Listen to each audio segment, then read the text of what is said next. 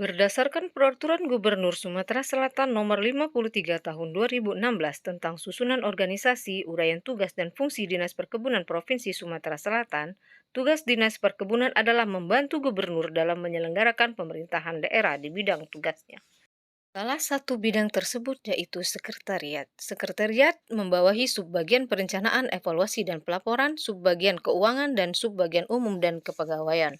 Berdasarkan peraturan gubernur tersebut di atas, kepala subbagian keuangan mempunyai tugas sebagai berikut.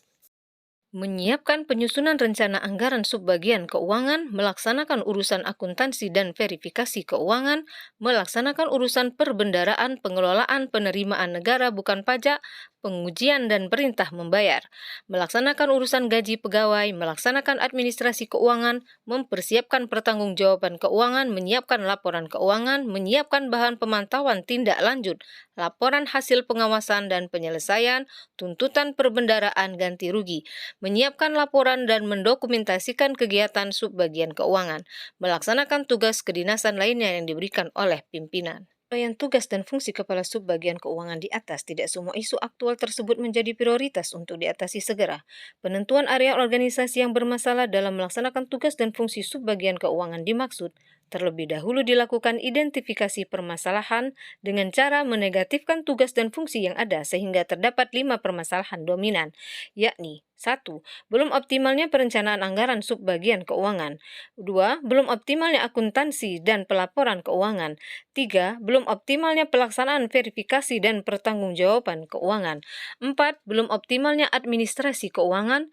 5. Belum optimalnya pemantauan tindak lanjut laporan hasil pengawasan dan penyelesaian tuntutan perbendaraan ganti rugi.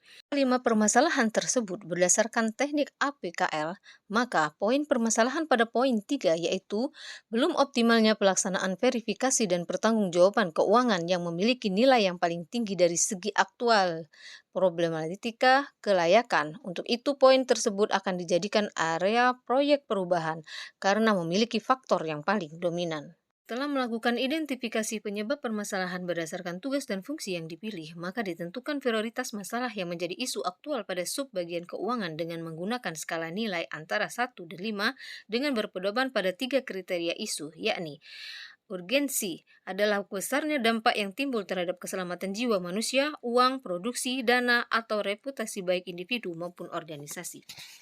Seriousness, banyaknya waktu yang tersedia untuk penanganan suatu masalah. Growth, perkiraan akan bertambah buruknya suatu keadaan dibanding dengan sebelumnya atau keadaan sekarang. Berdasarkan teknik USG, maka dapat dilihat bahwa belum optimalnya pelaksanaan pertanggungjawaban keuangan adalah disebabkan dari permasalahan, efektivitas dan efisiensi waktu penyampaian kelengkapan administrasi SPJ yang rendah. Oleh sebab itu, dipandang perlu disusunnya buku pedoman atau petunjuk teknis tentang pertanggungjawaban pengeluaran belanja keuangan, sehingga dapat mempermudah para pelaksana kegiatan mempertanggungjawabkan belanja yang dikeluarkan dan dikelolanya. Adapun buku pedoman yang dimaksud adalah tentang kelengkapan dokumen kwitansi pengeluaran belanja keuangan dengan besaran dana 0 sampai 20 juta rupiah.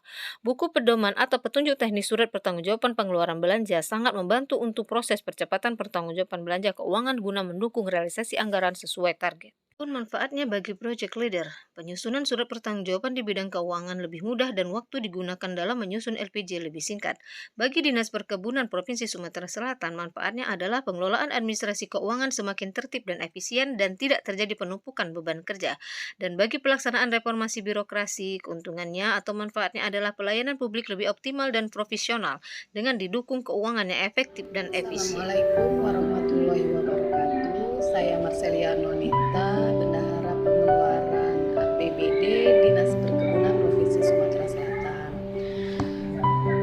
Sebelumnya saya sering sekali mengalami kesulitan dalam penyusunan SPJ, terutama SPJ LS. Saya itu kesulitan dalam permasalahan berkas-berkas apa saja yang harus saya lengkapi sebelum berkas tersebut dikirim ke BPKAD.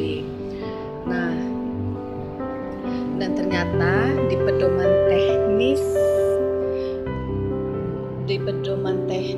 laporan pertanggungjawaban keuangan ini, di sini terdapat checklist yang mempermudah pekerjaan saya itu. Jadi sebelum saya kirim ke BPKAD, saya melakukan checklist terhadap berkas-berkas LS yang Jadi itu mempermudah sekali saya dalam penyusunan SPJ. Untuk Ibu Eritrina yang sudah memberikan pedoman teknis laporan pertanggungjawaban keuangan, terima kasih sekali. Dengan buku pedoman ini, pekerjaan saya sangat terbantu. Terima kasih. Wassalamualaikum warahmatullahi wabarakatuh.